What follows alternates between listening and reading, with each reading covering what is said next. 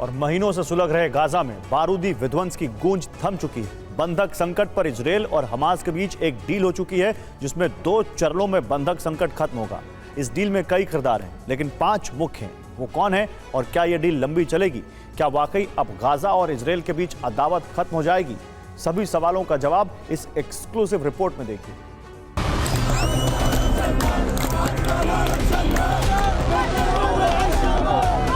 Gaza के ताजा हालात क्या है, इन 3 तस्वीरों से समझा जा सकता है।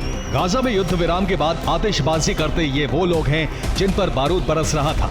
ट्रकों में भरकर गाजा की तरफ लौटते ये वो लोग हैं जिन्होंने बारूदी तबाही के बाद शरणार्थी कैंपों में शरण ली थी। और अल अक्सा पर लहरा रहा हमास का ये झंडा बता रहा है कि इस युद्ध विराम को हमास की जीत का नाम दिया जा रहा है।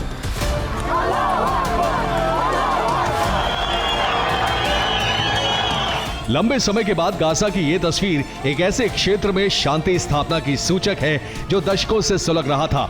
और ये आग इजरायली नागरिकों पर हमले के बाद युद्ध के रूप में भड़क गई थी। लेकिन हालात बदल गए हैं। इन हालातों को बदलने वाले 5 बड़े किरदार हैं।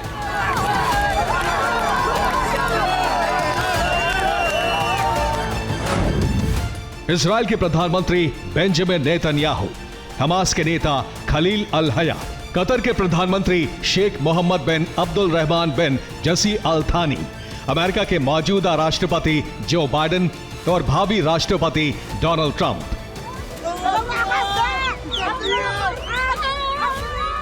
इनमें नेतन्याहू और अल हया की भूमिका सिर्फ युद्ध विराम के लिए इच्छा शक्ति दिखाने और बंधकों की अदला बदली तक सीमित है।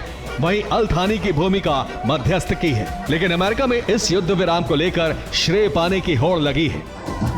लेकिन इस मसले पर ट्रंप के विचार अलग हैं। हालांकि मुद्दा श्रेय का नहीं है, बल्कि उन शर्तों का है जिनके दम पर युद्ध विराम संभव हुआ है। और सवाल है भविष्य में इस मोर्चे पर युद्ध की चिंगारी का, जो हमास के खात्मे तक सुलगती रह सकती है। लेकिन पहले युद्ध विराम कैसे हुआ, ये जान लीजिए। दरअसल युद्ध के बीच इजरायली नागरिकों ने नेतन्याहू के खिलाफ मोर्चा खोल दिया था।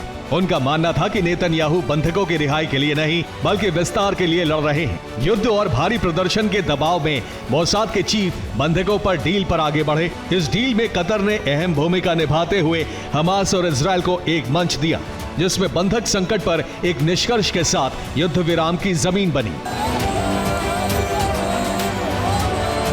और फिर युद्ध विराम के लिए शर्तें तय की गईं, जिसे 2 चरणों में पूरा होना है। इसमें पहले चरण के तहत 33 बंधकों की रिहाई होगी, जिनमें बच्चे, महिलाएं और महिला सैनिकों समेत 50 वर्ष से ज्यादा आयु के बीमार और घायल शामिल हैं। तो वहीं इजरायल इनके एवज में 1000 कैदियों की रिहाई करेगा, जिन्हें गाजा, कतर और तुर्की भेजा जाएगा। इनमें वो कैदी शामिल नहीं हैं जिन्हें इजरायल ने आतंकवादी घोषित किया है।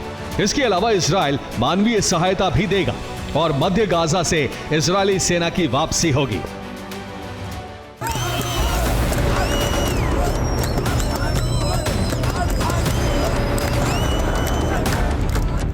इसके लिए कतर और मिस्र के निगरानी बल 22 दिनों बाद गाजा के निवासियों को उत्तरी पट्टी पर वापस जाने की अनुमति देंगे। और इसके लिए पहले कदम के तौर पर इजरायली सेना ने अपनी उपस्थिति भी घटा दी है। और फिर 43वें दिन से दूसरा चरण शुरू होगा।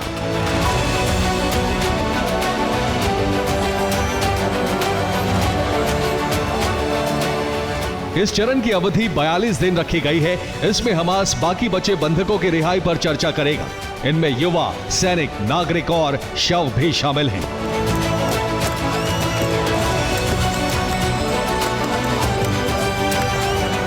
लेकिन प्रश्न यह है कि यह युद्ध विराम कितना लंबा चलेगा, क्योंकि सीज फायर का ऐलान होते ही हमास के लड़ाके सड़क पर उतर आए हैं, जश्न मना रहे हैं, अल अक्सा पर अपना झंडा फहरा रहे हैं।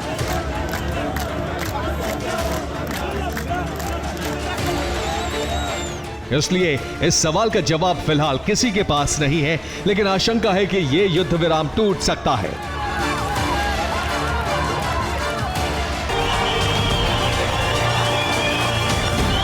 यानी एक तरफ युद्ध विराम की रूपरेखा बन गई है, तो दूसरी तरफ इजरायल को उकसाने वाले काम और बयान भी जारी होने लगे हैं। इसलिए भविष्य क्या होगा, इस पर प्रश्न चिन्ह लगा है।